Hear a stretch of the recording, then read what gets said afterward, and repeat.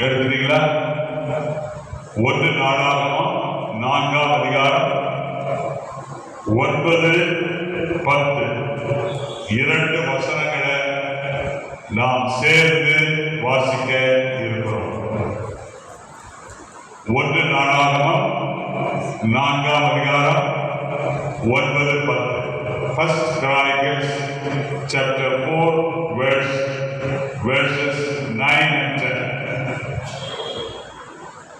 யாபேஸ் தன் சகோதரரை பார்க்கிலும் கனம் பெற்றவனாயிருந்தார். அவன் தாய், நான் துக்கத்தோடு அவனை பெற்றேன் என்று சொல்லி அவனுக்கு யாபேஸ் என்று பெயரிட்டார். யாபேஸ் இஸ்ரவேலின் தேவனை நோக்கி, தேவரே, என்னை ஆசீர்வதித்து என் எல்லையை பெரிதாக்கி உமது கரம் என்னோடு இருந்து தீங்கு என்னை துக்கப்படுத்தாதபடிக்கு அதற்கு என்னை விலக்கி காத்தருளும் என்று வேண்டிக் கொண்டான். அவன் வேண்டிக் கொண்டதை தேவன் அருளினார். ஆமென். உட்காருங்க.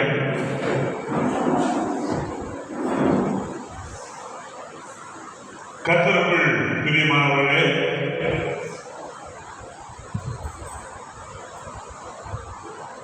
ஒன்று நாளாகமம் 2 நாளாகமம், இந்த 2 புத்தகங்களும் வம்சாவழி பட்டியலை, கடந்த கால நிகழ்வுகளின் பதிவுகளை உள்ளடக்கிய புத்தகங்களாக இந்த 1 நாளாகமம் 2 நாளாகமும் காணப்படும். ஆனால் இன்றைக்கு கர்த்தருடைய சத்தியத்தை கேட்க வந்திருக்கிற நம்ம எல்லாருக்கும் ஆச்சரியமூட்டுகிற ஒரு காரியம் என்னவென்றால், இன்றைக்கு மனித சமுதாயத்தில் தலை விதி இது இப்படிதான் நடக்கும் அப்படின்னு யோசனை பண்ணிக்கிறவங்களுடைய புத்திக்கும் அறிவுக்கும் தீர்மானத்துக்கும் எதிர்மறையாக ஒரு வாலிபன் தன் வாழ்க்கையை மேம்படுத்திக் கொள்கிறார். ஒரு வாலிபன் அவருடைய பெற்றோர் அவருடைய எதிர்காலம் எப்படி இருக்கும் என்று யோசித்து அவனுக்கு பெயரிட்டார்களோ அந்த பெயருக்கு முற்றிலும் மாறாக நம்முடைய யாபேசுடைய வாழ்க்கையில சம்பவங்கள் நடந்ததை நாம் இந்த வசனங்களின் மூலமாய் பார்க்கிறோம். நான் யாபேசுடைய இந்த வசனங்களை வாசிக்கும் பொழுது நான் வாசிக்கிற ஆங்கில வேதாகமத்தில் 2 முக்கியமான குறிப்புகளை நான் பார்த்தேன். ஒன்று, நம்முடைய வாழ்க்கையில்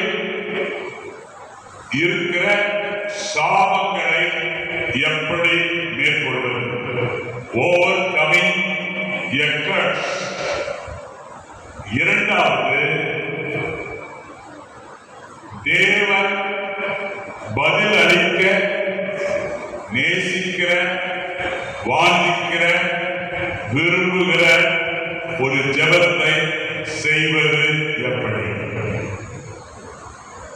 இந்த 2 தலைப்பின் கீழ் நான் அநேக முறை இந்த வசனங்களை தியானித்திருக்கிறேன்.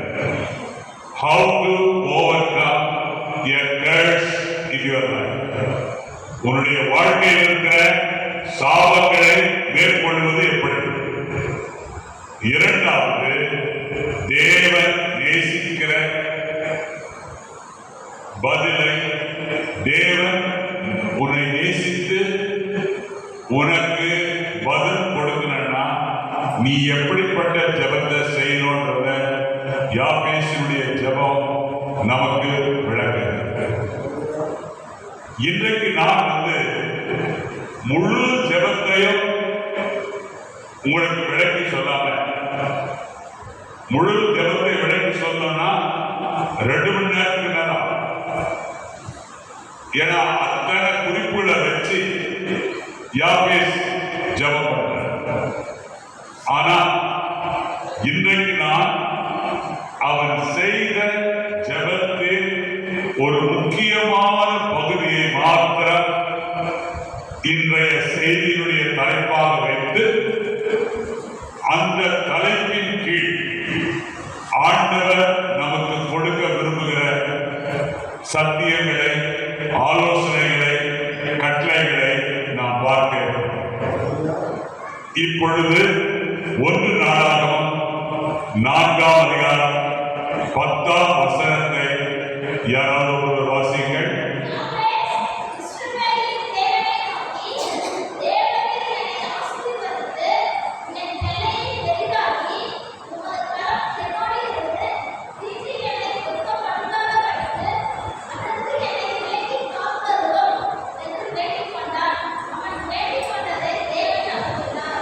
சிஸ்டர், நீங்க ஆபீஸ் மாதிரியே ஜெபம் வாசிச்சிருக்கீங்க. நீங்க வாசித்தது ஆபீஸ் மாதிரியே இருக்கு. அல்லேலூயா.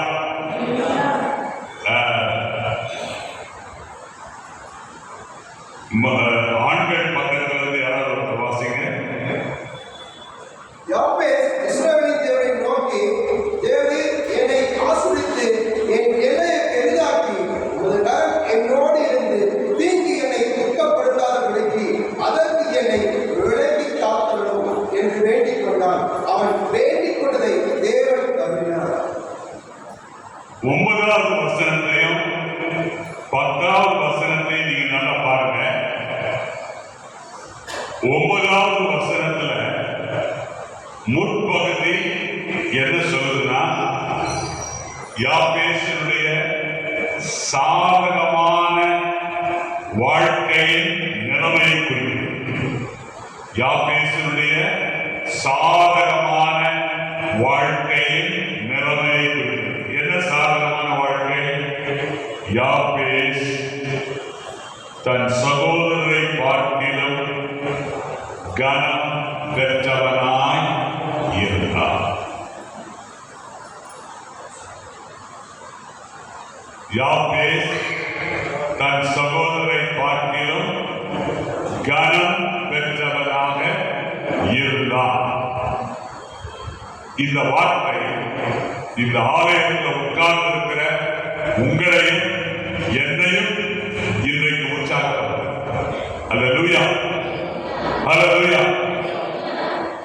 ஆமென். நீங்களும் யாபேசை போல கனம் பெற வேண்டுமானால் என்ன செய்வது அப்படின்றத நீங்க பார்த்தீங்கன்னா, 1 சாமுவேல்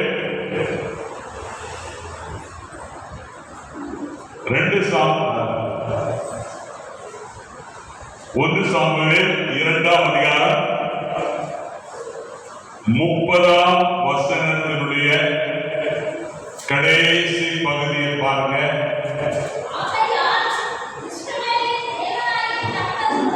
கடைசி பகுதியை வாசிக்க சொல்லுங்க சிஸ்டர்.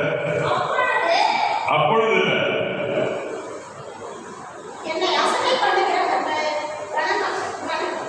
நான் என்னை கனம் பண்ணுகிறவர்களை சொல்லுங்க. அந்த வாசத்தை வாசிக்க.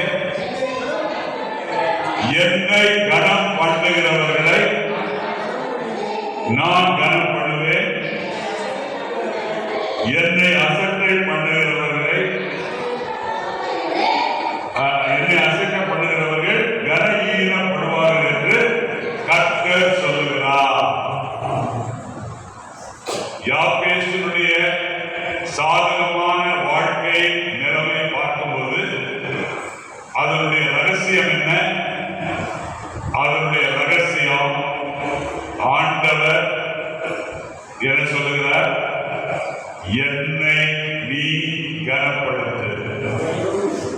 நீ காட்பாடியில கனம் உள்ளவனா இருக்கிறனா நீ என்ன கனப்படுத்த? How to honor God? எப்படி கர்த்தரை கனப்படுத்துவது? உன்னுடைய விளைவின் முதல் பலனா, உன்னுடைய ஊதியத்தின் முதல் பலனா நீ என்ன பண்ண? கர்த்தரை கனப்படுத்தினா கர்த்தர் சொல்றாரு உன் களஞ்சியங்கள் நிரம்பும். அல்லேலூயா. ஆகவே கர்த்தருடைய பிள்ளையே, யாபேஸ் என்கிற பெயருக்கு என்ன அர்த்தம்? யாபேஸ் என்கிற பெயருக்கு என்ன அர்த்தம்? சொல்லுங்க. யாபேஸ் என்கிற பெயருக்கு என்ன அர்த்தம்? வசனத்துல தான் இருக்குதுல்ல, அதை சொல்லுங்க. வசனத்துல சொல்லுது, நான் துக்கத்தோடே அவரை பெற்றேன் என்று சொல்லி அவனுக்கு என்ன பெயரிட்டாள்? தாயார் யாபேஸ் என்று பெயரிட்டார். எனக்கு இந்த வார்த்தையை வாசித்து எனக்கு ஒண்ணுமே புரியல. ஏன் புரியலன்னா, தாயாருக்கு ஒரு துக்கமான அனுபவம். ஆனா அனுபவத்தினுடைய பேரை, அனுபவத்தை தான் பெற்றெடுத்த மகனுக்கு பெயரா சூட்டுவது புத்தி இல்லாத ஒரு காரணம்.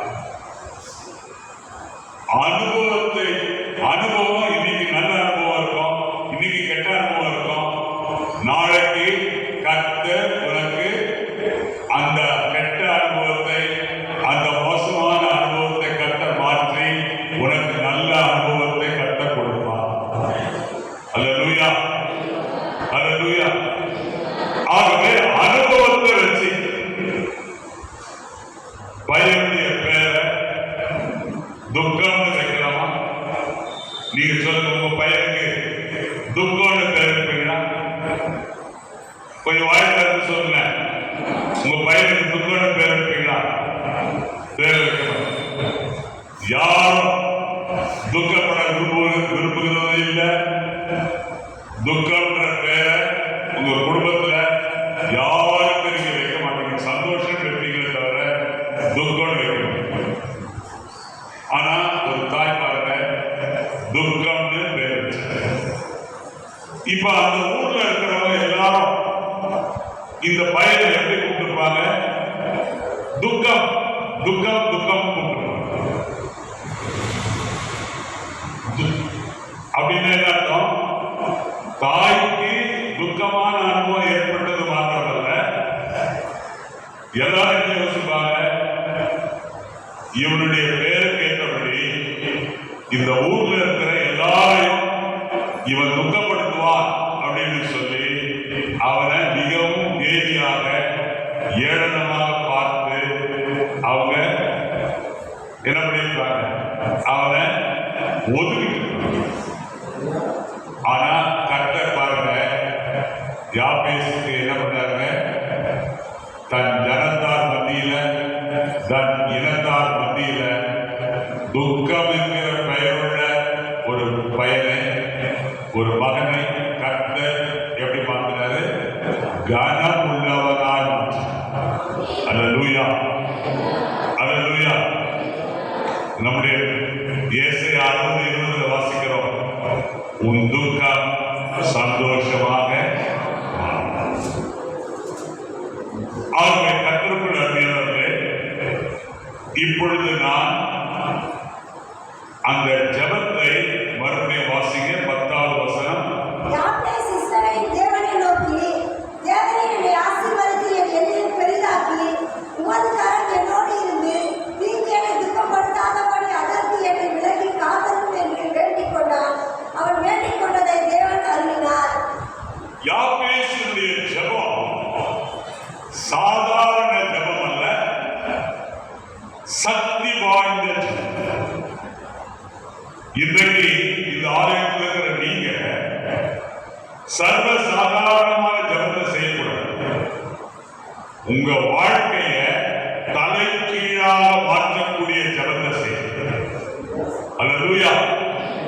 யாபேசினுடைய முன் உதாரணத்தை பாருங்க. யாபேஸ் என்ன பண்றாரு? ஜபத்துல மிகவும் ஜபம் பண்றாரு. யாபேஸ் என்ன பண்றாரு? ஜபம் பண்றாரு.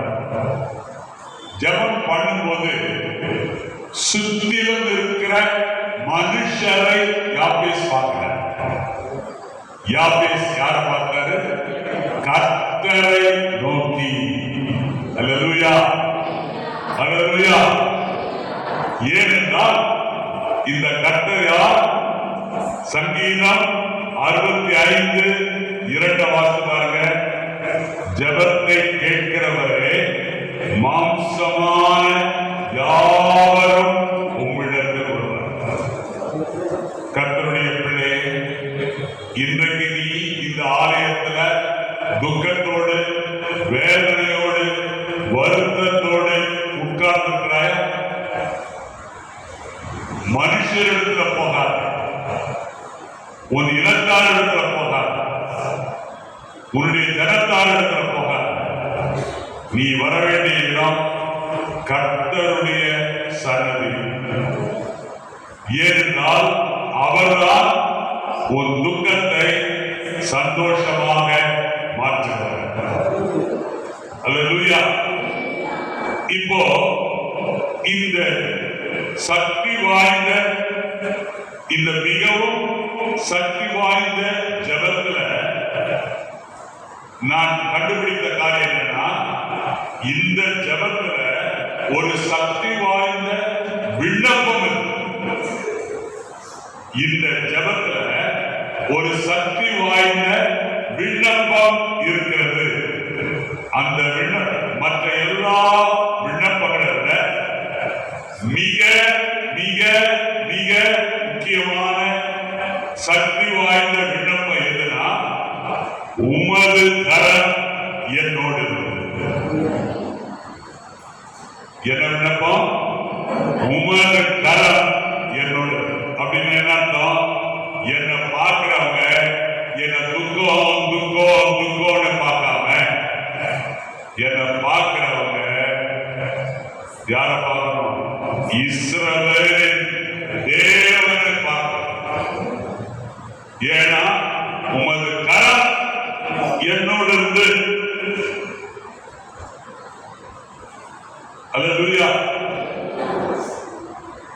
உன்னுடைய கரம், ஆண்டவருடைய கரம் உன்னோடு இருக்குமானால், நான் நிச்சயமா உனக்கு சொல்றேன், உன்னுடைய ஆசீர்வாதத்தின் எல்லைகளை கர்த்தர் பெரிதாக்குவார். நீ நம்புறியா? கர்த்தருடைய கரம் உன்னோடு இருக்குமானால், கர்த்தர் உன் ஆசீர்வாதத்தின் எல்லையை பெரிதாக்கி உன்னையே அந்த எல்லைக்கு ஆசீர்வாதமாக வைப்பார். ஆமென். அல்லேலூயா. ஆமென். ஆமென். ஆசீர்வாதங்கள் உன்மேல் தங்கியிருக்கும். தேவனுடைய தெய்வீக ஆசீர்வாதங்கள் நிச்சயமாக உன்மேல் தங்கியிருக்கும். அது மாத்திரமல்ல, நீ என்ன பண்ணுவ? ஜபத்தின் மூலமா, வேத தியானத்தின் மூலமா, சாட்சியுள்ள வாழ்க்கையின் மூலமா நீ என்ன செய்வ? நீ எந்த பகுதியில வசிக்கிறாயோ அந்த இடத்துல பிசாசுடைய கிரியைகள் ஒன்றும் செயல்படாதபடிக்கு அந்த எல்லைகளை நீ பெரிதாக்கி அதை ஆசீர்வாதமாய் மாற்றுகிறார். அல்லேலூயா. ஆமென். இப்ப பாருங்க,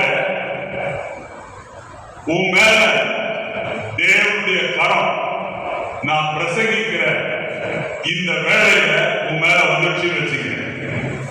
வந்த உடனே முதல்ல நீங்க பார்க்கிற காரியம் என்னன்னா, தேவன் உங்களை படிப்படியாக step by step God will lead. கர்த்தருடைய கரம் உங்க மேல வந்துச்சுன்னா நீங்க உங்க சொந்த முயற்சியில உங்க சொந்த எண்ணத்துல நீங்க காலடிகளை எடுத்து வைக்காம கர்த்தர் நடக்க சொல்லி தாரும் இயேசு பாடுற மாதிரி கர்த்தர் என்ன பண்ணுவார்னா உங்களை கர்த்தர் வழி நடத்துவார். அல்லேலூயா. அவன் அவருடைய நாமத்தின் நிமித்தம் சங்கீதக்காரனாகிய தாவீது சொல்றாரு, உம்முடைய நாமத்தின் நிமித்தம் நீர் என்னை நீதியின் பாதையில் நடத்துகிறீர். சங்கீதம் 23. அல்லேலூயா. அடுத்தது தேவனுடைய கரம் உன் மேல இருந்துச்சுன்னா உன்னை யாரும் தொட முடியாது. கர்த்தர் உனக்கு என்ன கொடுப்பாரு? பாதுகாப்பு கொடுப்பார். கர்த்தர் உனக்கு கற்பூரைப்படை பாதுகாப்பு கொடுப்பார். அல்லேலூயா. உன்னுடைய ஆவி கர்த்தர் கொடுக்கிற பாதுகாப்பு எப்படி? உன்னுடைய ஆவிக்கு பாதுகாப்பு, உன்னுடைய ஆத்மாவுக்கு பாதுகாப்பு, உன் சரீரத்துக்கு பாதுகாப்பு. இந்த பாதுகாப்பு கொடுக்கக்கூடியவர் தேவாதி தேவன், கர்த்தாதி கர்த்தர், ராஜாதி ராஜா. அல்லேலூயா. அவன் அடுத்தது அவன் என்ன பண்றான்னா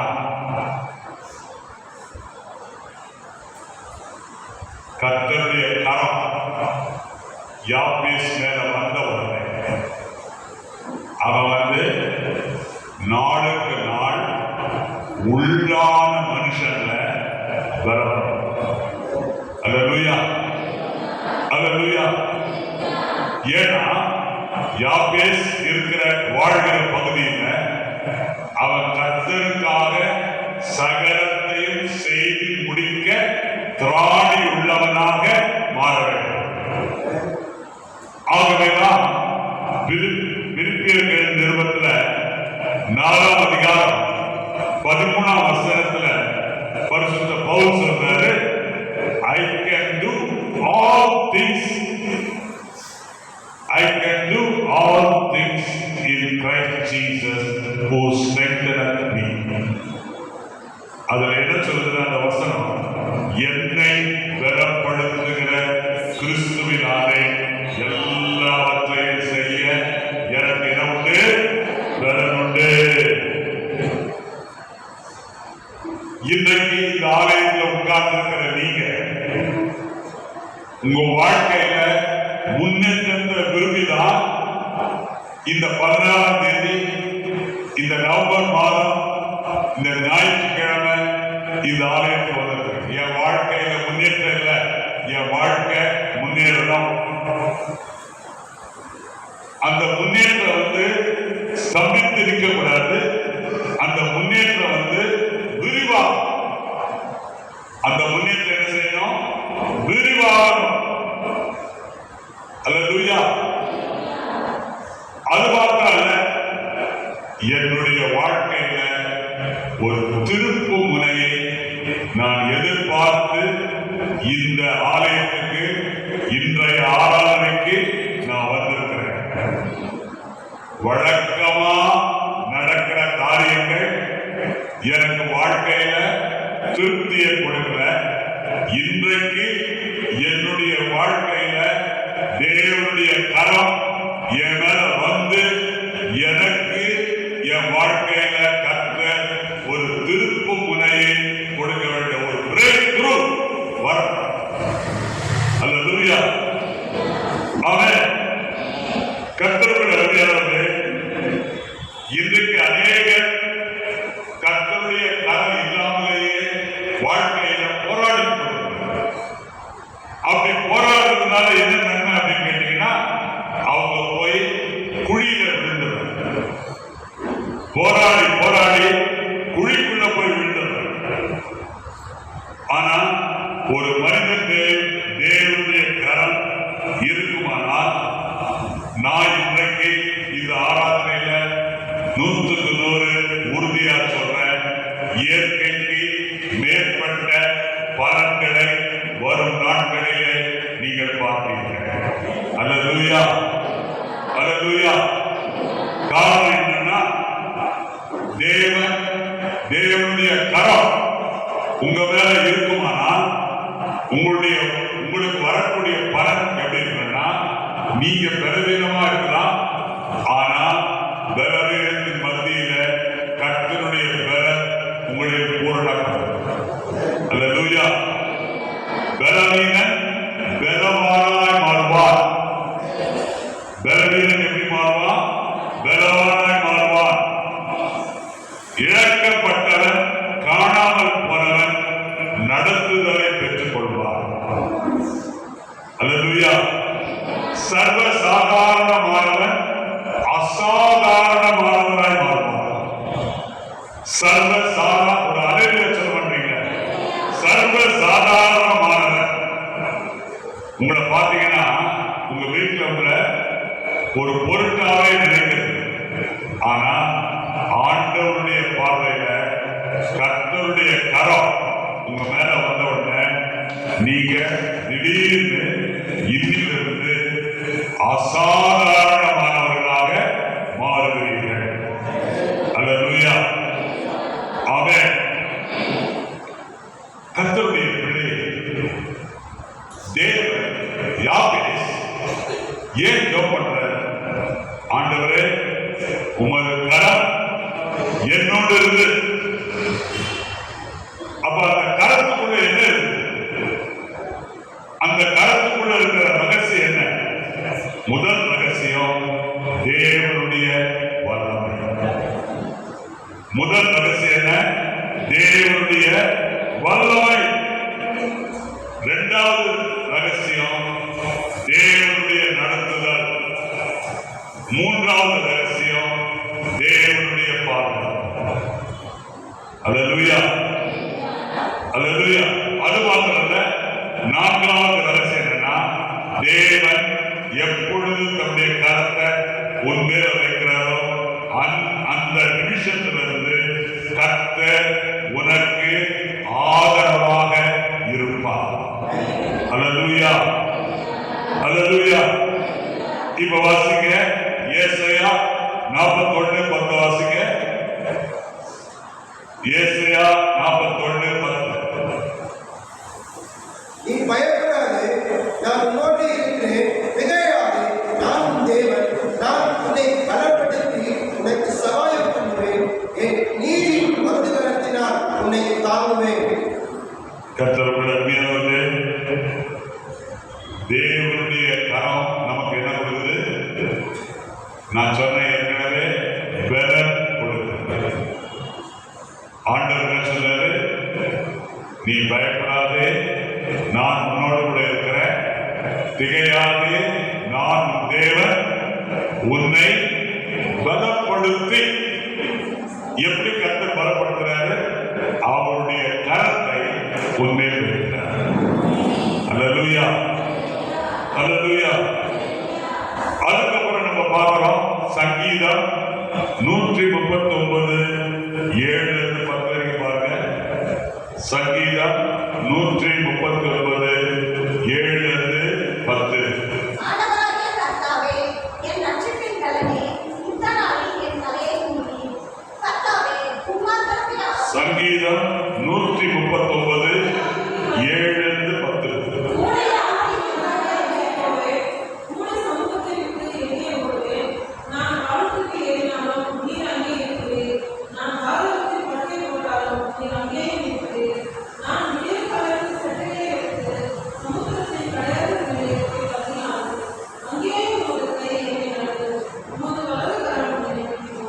அல்லேலூயா.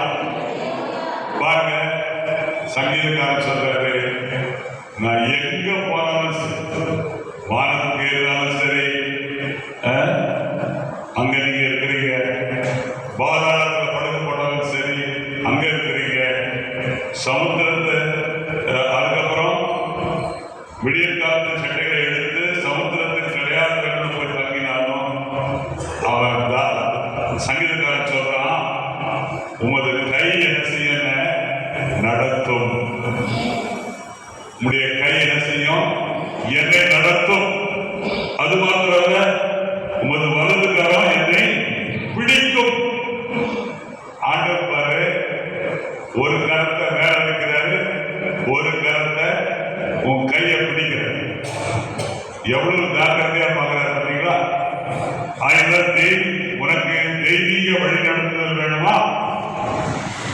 உனக்கு தெய்வீக வழிநடத்துதல் வேணுமா?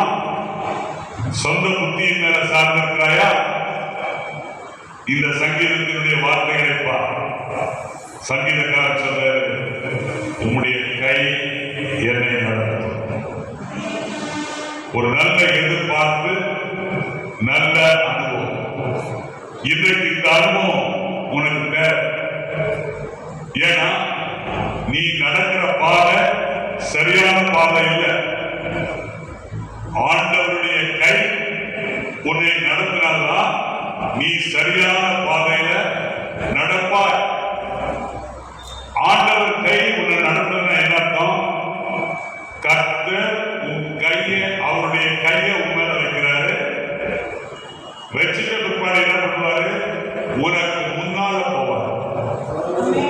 என்ன பண்ணுவாருங்க?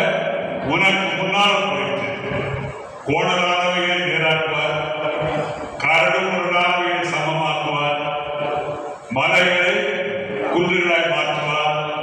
சகலத்தையும் நீ நடக்கிறதுக்கு ஏதுவாக சரியான பாதையை கர்த்தர் அமைத்து கொடுப்பார். அல்லேலூயா, அல்லேலூயா, ஆமென். இப்ப பாருங்க, அடுத்தது உன் மேல தேவனுடைய கரம் இறங்குச்சுன்னா இயற்கைக்கு மேற்பட்ட ஆதரவு உனக்கு இன்னிலிருந்து வரும். தேவனுடைய கரம் உன் மேல இறங்குச்சுன்னா இயற்கைக்கு மேற்பட்ட ஆதரவு உனக்கு வரும். நெகேமியா 2ஆம் அதிகாரம் 8ஆம் வசனத்தை பாருங்க. நெகேமியா 2ஆம் அதிகாரம் 8ஆம் வசனத்தை வாசிங்க.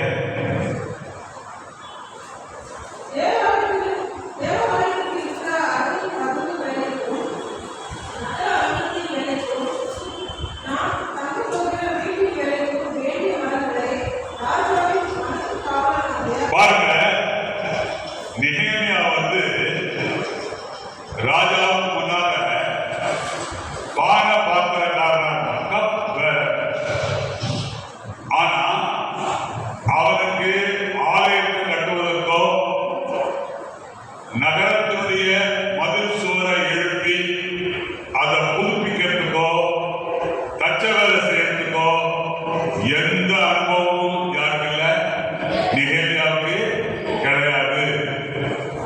ஆனா இந்த 8வது வசனத்தில் என்ன வாசிக்கிறோம்? என் தேவனுடைய தயவுள்ள கரம் என் மேல் இருந்தபடியால் ராஜா என்ன பண்ணாரு? ராஜா அவைகளை எனக்கு கட்டளையிட்டார். ஆமென். எவைகளை கட்டளையிட்டார்? தேவாலயத்துக்கு இருக்கிற அரணின் கதவு வரைக்கு, நகரத்தின் அலங்கத்தின் வேலைக்கு, நான் தங்க போகிற வீட்டினுடைய வேலைக்கு எனக்கு என்ன தேவை? மரம் தேவை. அந்த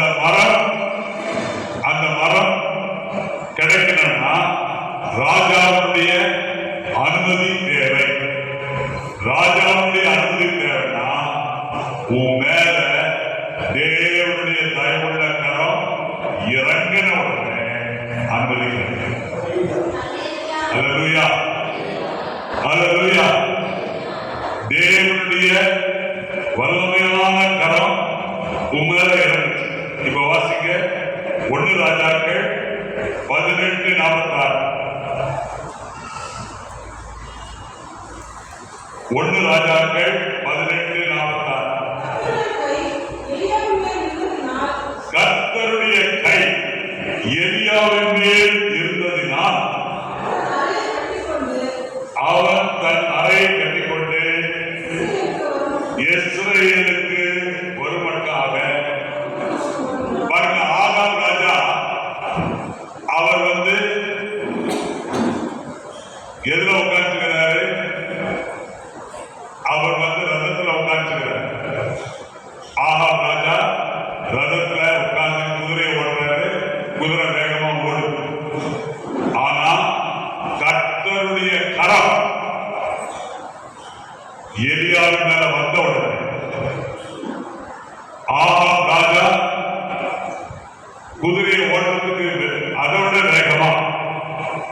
ரதத்தையே முந்திக் கொடுக்கக்கூடிய அளவுக்கு வேகமாக எலியா தீர்க்கதரிசியை கர்த்தர் ஓட வச்சார். அல்லேலூயா, அல்லேலூயா, ஆமென். ஏன்னா தேவன் யாவை முந்திக் கொள்ளக்கூடிய சக்தியை எலியாவுக்கு கர்த்தர் எப்படி கொடுத்தார்? தம்முடைய கரத்தை அவன் மேல் வைத்த உடனே அவன் சக்தி படுத்தப்பட்டான். அல்லேலூயா, அல்லேலூயா. இப்ப நீங்க கேட்கலாம், பாஸ்டர், தேவனுடைய கரத்தை என்னுடைய வாழ்க்கையில எப்படி நான் அனுபவிப்பது? How to experience God's mighty hand to rest upon me? கர்த்தருடைய கரம்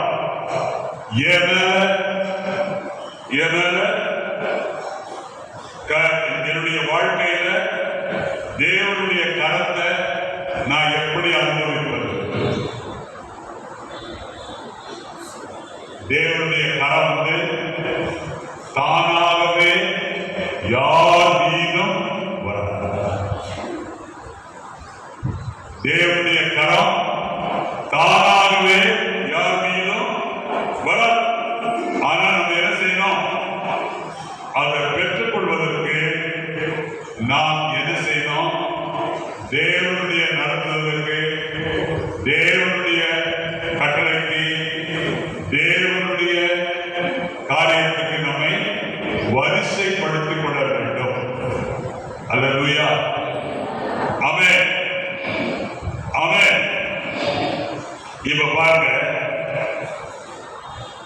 தேவ பிரசன்னம் இல்லாவிட்டால் மோசேயுடைய பயணம் அர்த்தமற்ற பயணம் என்று மோசே புரிந்து வைத்திருக்கிறார். யாத்ராகமம் 33ஆம் அதிகாரம் 14-15 வாசிங்க. யாத்ராகமம் 33:14-15.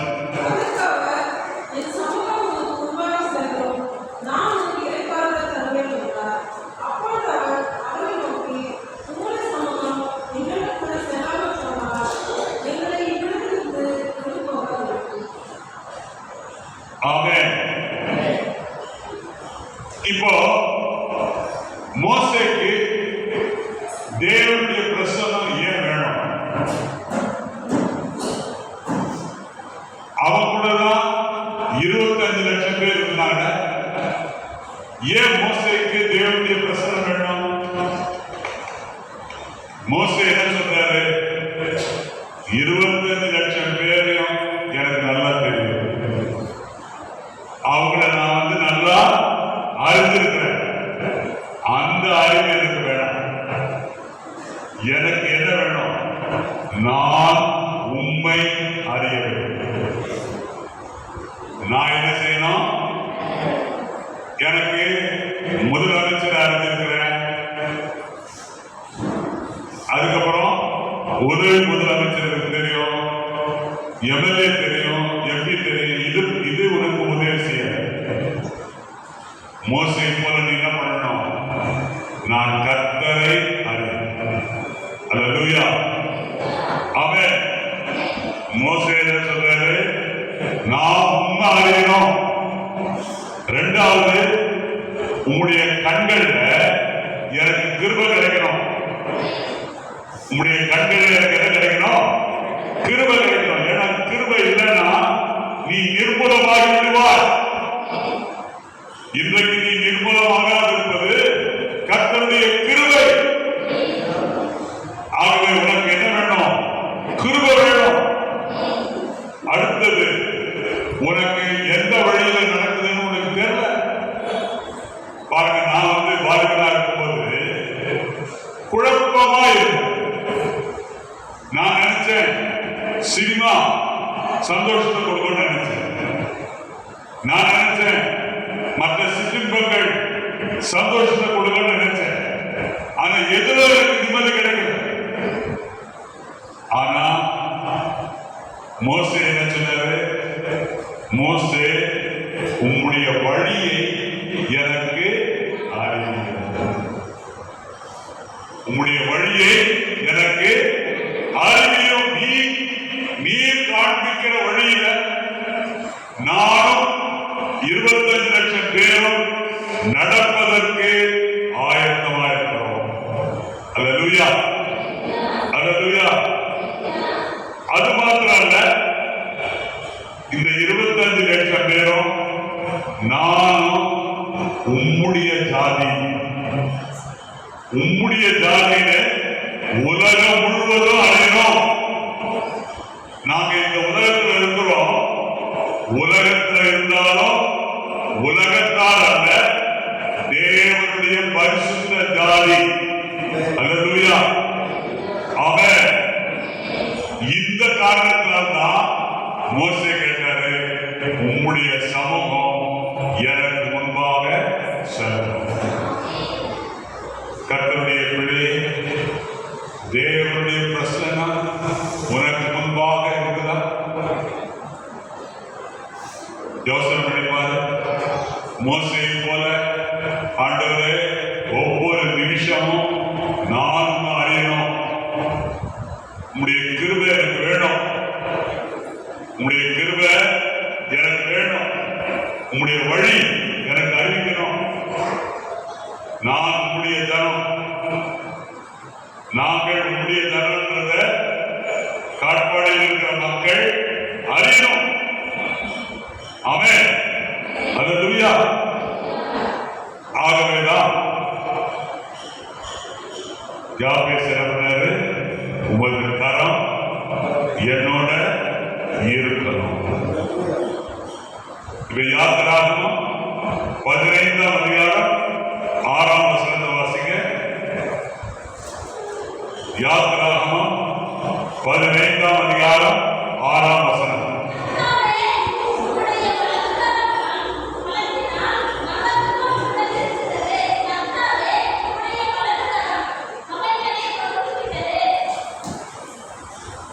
ஆமென். கர்த்தாவே, உமது வலது கரம் பலத்தினால் மகத்துவம் சிறந்திருக்கிறது. கர்த்தாவே, உம்முடைய வலது கரம் பகைத்தனை. இன்றைக்கு உன்னுடைய வாழ்க்கையில விரோதிகள் இல்லாமல் இருக்கிறனா? கர்த்தருடைய கரம் உன் மேல வந்த உடனே கர்த்தர் என்ன பண்றாரு?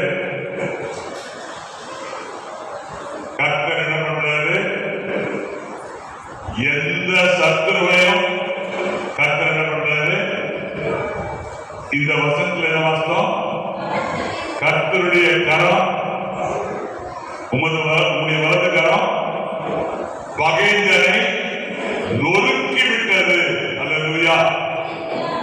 ஆகவே உன்னுடைய பகைஞர்களை கர்த்தரே நொறுக்க சித்தமுள்ளவராயிருக்கிறார். ஆகவே நீ என்ன பண்ணணும்? கர்த்தருடைய கரம் உன் மேல வரணும். அல்லேலூயா.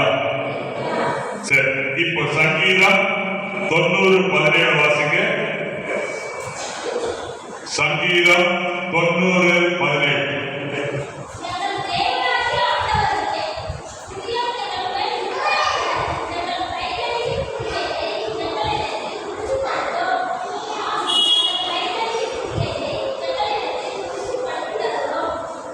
அல்லேலூயா. தேவனுடைய கரம் உன் மேல இருந்துச்சுன்னா நீ இந்த உலகத்துல என்ன காரியத்தை செய்தாலும் அந்த காரியம் செழிக்கும். வாய் இருக்கிறவங்க ஒரு அல்லேலூயா சொல்லுவாங்க.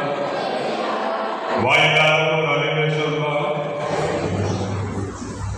ஆமென். அல்லேலூயா. ஆமென். சரி, தானியேல் 5ஆம் அதிகாரம் 5ஆம் வசனத்தை வாசிங்க. தானியேல் 5ஆம் அதிகாரம் 5ஆம் வசனம்.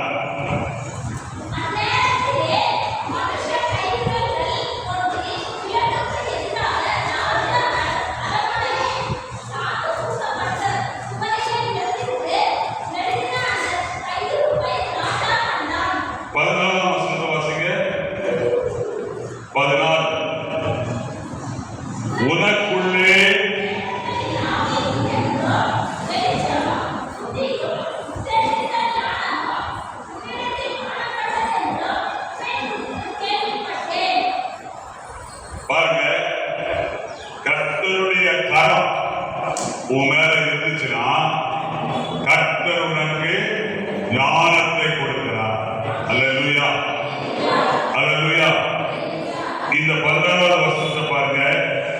வெளிச்சமும் புத்தியும் விசேஷித்த ஞானமும் உன்னிடத்தில் காணப்பட்டது என்றும் உன்னை குறித்து கேள்விப்பட்டேன். சுவரில் எழுதின கரம் பெல்தெஷாத்சாருடைய நியாயத்தீர்ப்புக்குரிய எழுத்துக்கள். ஆனால் தானியேலின் மேல் இறங்கின கரம் அவனுக்கு விசேஷித்த ஞானத்தை கொடுத்தது. அல்லேலூயா. ஆமென். அல்லேலூயா. சரி, கர்த்தருக்குள் அருமையானவர்களே, இன்றைக்கு யாபேசுடைய ஜெபத்தை நாம் தியானித்தோம். யாபேசுடைய ஜெபத்தை நாம் பார்க்கிறோம். உமது கரம் என்னோட. ஆமென். அல்லேலூயா. அல்லேலூயா. இன்றைக்கு இந்த செய்தியை கேட்ட அருமையான சகோதரனே, இந்த செய்தியை கேட்ட அருமையான சகோதரியே, கர்த்தருடைய கரம் உன் மேல வருவதற்கு நீ கர்த்தருக்கு அனுமதி கொடுப்பாய். கர்த்தருக்கு அனுமதி கொடுப்பாய். ஆமென். அல்லேலூயா. ஆமென். கர்த்தருக்கு அனுமதி கொடுத்தால் உன்னுடைய ஆசீர்வாதம் விரிவடை. கர்த்தருடைய பிரசன்னம் இல்லாம நீ வாழ்க்கையில தலைக்கீழ நின்னா கூட ஒண்ணுமே கைகூடி வராது. எல்லாமே தோல்வியிலும், எல்லாமே தோல்வியிலும். நீ முட்டி பார்த்த, முட்டி பார்த்தா கூட ஒண்ணும் கிடைக்கல. காரணம் என்னன்னா, there is no God's presence. கர்த்தருடைய பிரசன்னம் அங்க இல்ல. கர்த்தருடைய பிரசன்னம் இருந்தால்தான் நீ எந்த வழியில போனோன்னு கர்த்தர் உனக்கு சொல்வார். அல்லேலூயா. தேவனுடைய கரம் உன் மேல இருந்துச்சுன்னா இந்த 16ஆம் தேதியிலிருந்து இயற்கைக்கு மேற்பட்ட காரியங்கள் உன் வாழ்க்கையில நடக்கும். ஒரு வரவேற்று. அல்லேலூயா. நீ வெளியில பல இடங்களுக்கு போற, உனக்கு பாதுகாப்பு வேணுமா? உனக்கு பாதுகாப்பு வேணுமா? உனக்கு பாதுகாப்பு வேணும்னா கர்த்தருடைய கரம் உன் மேல இருந்துச்சுன்னா உன்னுடைய மனசாட்சிக்கு பாதுகாப்பு, உன் மனசுக்கு பாதுகாப்பு, உன்னுடைய சரீரத்துக்கு பாதுகாப்பு. உன் கால்கள் கல்லில் இடராதபடிக்கு அவர் தமது தூதர்களை அனுப்பி உன்னை காத்தார். அல்லேலூயா. அல்லேலூயா. ஆகவே இந்த 16ஆம் தேதி என்ன தீர்மானம் எடுத்திருக்க? ஆண்டவரே, நான் என்ன செய்ய போறேன்னா இந்த 16ஆம் தேதியிலிருந்து மோசே போல ஜெபம் பண்ணணும். ஆண்டவரே, உம்முடைய பிரசன்னம் என் கூட வரல, என்னை இந்த இடத்திலிருந்து அனுப்பவே வேண்டாம். ஆமென். அல்லேலூயா. அது மாத்திரமல்ல, கர்த்தருடைய கரம் உங்களை வரணும்னா நீ ஆண்டவருடைய வார்த்தைக்கு கீழ்ப்படியணும். இந்த காதுல கேட்டு இந்த காதுல விட்டீனா, இன்னைக்கு நான் உனக்கு பிரசங்கம் பண்ணேன் இதே வார்த்தை நீ நியாயம் தீர்க்கப்படுகிற நாள்ல நீ கர்த்தருக்கு முன்பாக நிற்கும் போது இந்த வார்த்தை உன்னை நியாயம் தீர்க்கும். ஆமென். அல்லேலூயா. ஆமென். அது மாத்திரமல்ல, கர்த்தருடைய கரம் வல்லமையான கரம். அந்த கரம் இந்த காட்டுப்பாடியில உன்னை நடத்தும். அல்லேலூயா. ஆமென். கர்த்தருடைய கரம் எப்போ உன் மேல வருதோ, மனுஷருடைய ஆதரவு உனக்கு இல்லாம இருக்கும். ஆனா எப்போ கர்த்தருடைய கரம் மேல வருதோ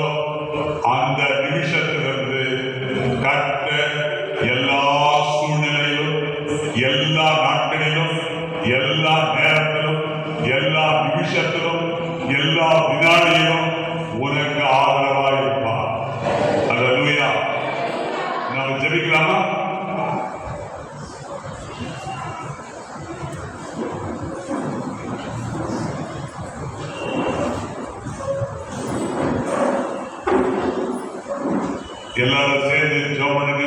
பிதாவாகிய தேவனே, உமது பிரசன்னத்தை நாங்கள் தொடர்ந்து தேடுவோம், கீழ்ப்படிதலில் நடப்போம், தாழ்மையில வாழ்வோம். கர்த்தருடைய வல்லமையின் கரம் என்னில் தங்கும். அந்த கரம் என்னை வழிநடத்தட்டும், என்னை பாதுகாக்கட்டும். மேலும் எல்லா நாட்களிலும் தகப்பனுடைய ஆதரவு எனக்கு இருக்கட்டும். இயேசுவின் நாமத்தில் தாழ்மையோடு ஜெபிக்கிறேன் நல்ல பிதாவே, ஆமென். இப்பொழுது நம்முடைய பாட புத்தகத்தில் இஸ்ரவேலே